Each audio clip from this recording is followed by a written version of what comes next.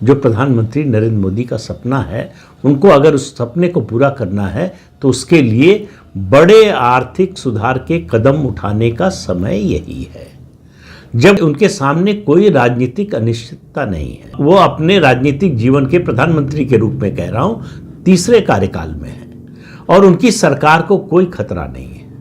भले ही उनकी पार्टी की 240 सीटें ही आई हों, 272 ना मिली हों, लेकिन इसके बावजूद सरकार को कोई खतरा नहीं है और सरकार को संख्या बल तो छोड़िए, विपक्ष के प्रभाव का भी कोई खतरा नहीं है।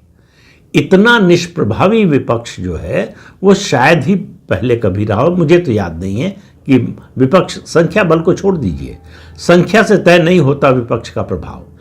संख्या बल की दृष्टि से देखें तो 1984 में सबसे कमजोर था विपक्ष, लेकिन 2 साल बीतते बीतते 414 लोकसभा सदस्यों वाली पार्टी के प्रधानमंत्री की छवि धूल धूसरित कर दी। तो इसलिए संख्या पर मत जाइए, संख्या से सब कुछ तय नहीं होता। तय होता है जो सर्वोच्च पद पर बैठा हुआ व्यक्ति है, उसकी निष्ठा, उसकी ईमानदारी, उसका विजन, ये सब मिलकर तय करते हैं कि आगे क्या होगा। और सबसे बड़ी उन सब के ऊपर पॉलिटिकल विल, राजनीतिक इच्छा शक्ति। अगर आपकी कुछ करने की राजनीतिक इच्छा शक्ति है तो आप रास्ता निकाल लेते हैं। कहावत है कि जहां चाह वहां राह। तो नरेंद्र मोदी ऐसे नेता हैं जो लक्ष्य निर्धारित करते हैं, उसके लिए रास्ता भी बना लेते हैं।